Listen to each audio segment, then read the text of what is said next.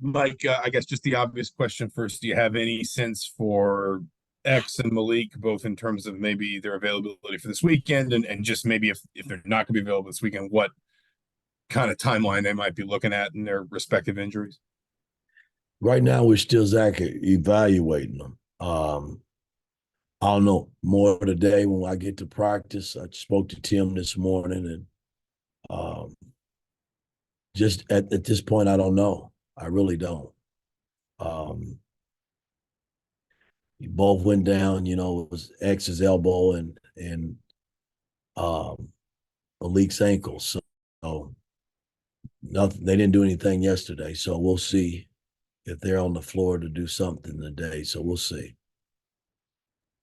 Alex and then Mike Niz. Thanks for the time. Appreciate it. Looking at kind of some of the defensive numbers, like in Big Ten play only, you guys are, I think, fourth now in the league in points per possession allowed, first in 3-point field goal percentage defense. What's been better, I guess, recently defensively, and kind of what do you attribute the improvement there to? Well, there's a 7-footer on our team that blocks shots and rebound the ball. That makes a big difference for us. When we getting beat off the bounce and we trying to scramble, when he's at the hole, it helps. Guys, when I look at our ball club and base our numbers and where we are as a basketball team, I look at the full parts, and I haven't had a full deck with this team since the latter part of November, which would have been the Harvard game. So, from a coaching standpoint, I'm still reaching and grabbing and scratching because we haven't had a full deck. We had it for a few minutes the other night, and then all hell broke loose. Malik goes down, X goes down. So, all we're doing is just trying to continue to work on our rotations, things of that nature, things that some of these young guys are not used to doing, to stay as solid as we can from a defensive standpoint. I thought the 4 or 5 days that we had leading into the Illinois game gave us an opportunity to get back to some of the basic stuff. It was like starting all over again, and it was a nice carryover into the Illinois game. And then the other night against Iowa, having the big guy back, that helped. That's why we brought him here. We thought we could get him to a place where he could rebound and block shots and score a little bit for us, and he's been able to do that. Mike Niz and Mike Schumann. Yeah, Mike, you've talked about kind of the next man up mentality with the injuries, but did you sense the team kind of it all being down, kind of, have to, you get the win, but, you're kind of dealing with this uncertainty moving forward with X and Malik? Did you kind of talk to him, and do you feel kind of that message resonating, that next man up? Well, again, I don't think any of our guys were down. It's been this way, guys, since November. We haven't had a full team since November, and nobody's even printed that. It's like, go win anyway, and I get it. Nobody wants to win in the worst way than Mike Woodson with this ball club. But I think when you put a team together, you're hoping that team can get through a season or be there just to see exactly what kind of team you do have. And that's been the frustrating part for me from a coaching standpoint, because I do think if we're pretty healthy and guys do what they're asked to do, we could be a pretty decent basketball team. But it's been a struggle because we just haven't had a full deck, and I don't know if we're ever going to have one, to be honest with you. I don't know what's going to happen with X, and I don't know how long Malik might be out, if he's going to be out. So we just got to keep that next man mentality's got to stay in play, man. Guys that hadn't logged a lot of minutes, your number might be called, and you got to be ready to play and step up and help us win basketball games. Mike and Jack.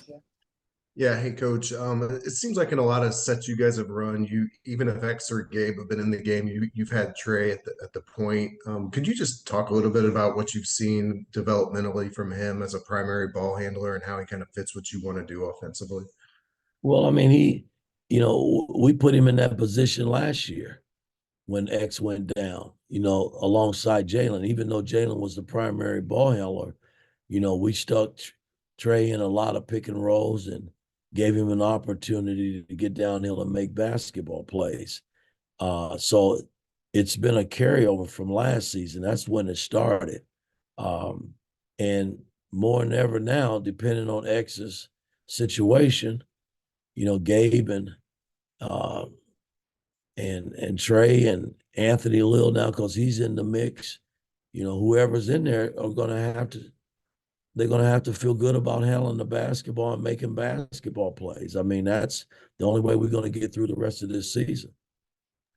Jack and Daniel. Yeah, Mike, in the last two games, Illinois and Iowa, we've seen you kind of go smaller a few times with some 3 guards or even 4 for a couple brief stretches. Just what do you like about kind of what those lineups give your team, maybe both offensively and defensively? Well, Illinois forced you to play small. I mentioned in one of my statements, it would have been really interesting to see, how we would have really matched up if we had Ware and what they would have done with our 2 bigs in the game. You had no choice but to go small because Ware didn't play. But Iowa, they kept, they kind of forced us to play small because they didn't play their 2 bigs together that much in that ball game. So, it wasn't that I tried to match up with them, but I thought it was the right thing to do because they were small. At one time, they had 2 small point guards in the game, so you could play X and Gabe together. So I mean, I'm just trying to mix and match based on what's going on the floor. But if I got my 2 bigs ready to play, that's who I'm going to play. I'm going to make you have to match up against us. I mean, that's why I got a 7-footer and a guy in Malik who's improved at his position to play those 2 spots. Daniel and Zion. Yeah, Coach. I know you've mentioned some of the injury issues that you all have had and kind of limiting some of the things that you've tried to implement. But as of right now, I think you guys are 344th out of 351 teams and 3-point attempts per game. When you were assembling this roster, is this the type of offense that you envision having?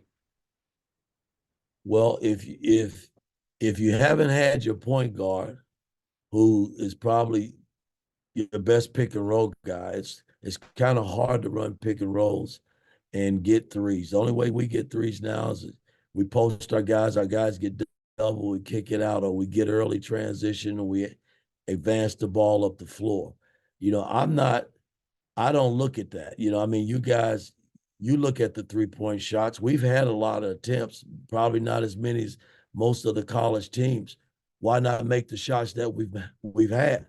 That would help, to me, in terms of our shooting percentage. I mean, I don't know what we're shooting right now in the Big Ten. It's not great, and when I look at the guys that are shooting them for us,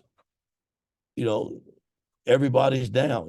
Gallo's down from last year. I mean, Gallo shot it, I thought, extremely well for us last year.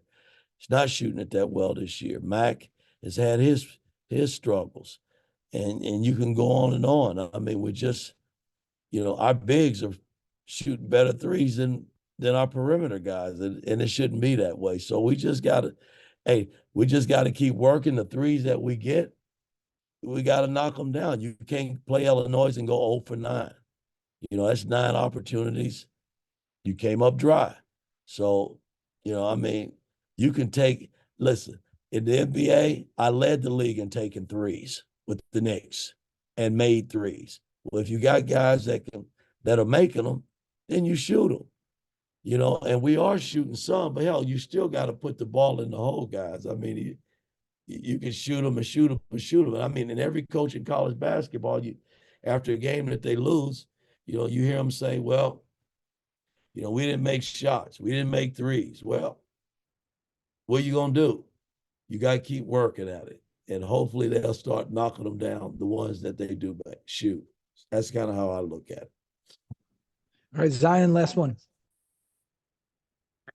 Yeah, Mike, I just wanted to go back to just the smaller lineups you've had to play due to injuries and the last couple of teams you've played. When you're playing those lineups defensively, what do you feel like the key is to just the switching and the scrambling and rotating behind the ball? Well, again, it's Illinois is unique. Iowa, they normally play their bigs. And I thought Ware had did such a good job inside against their bigs and blocking shots and altering shots. He elected to go smaller and just play the one big at a time, you know, based on what we had after Malik went out.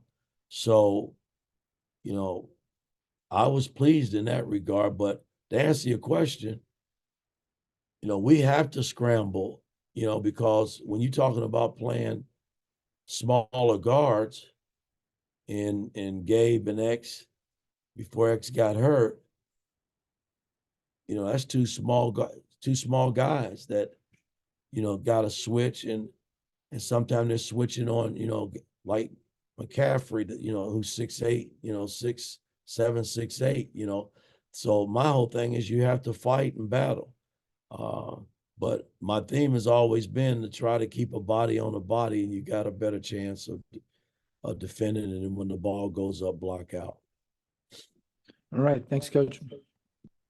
All right, guys.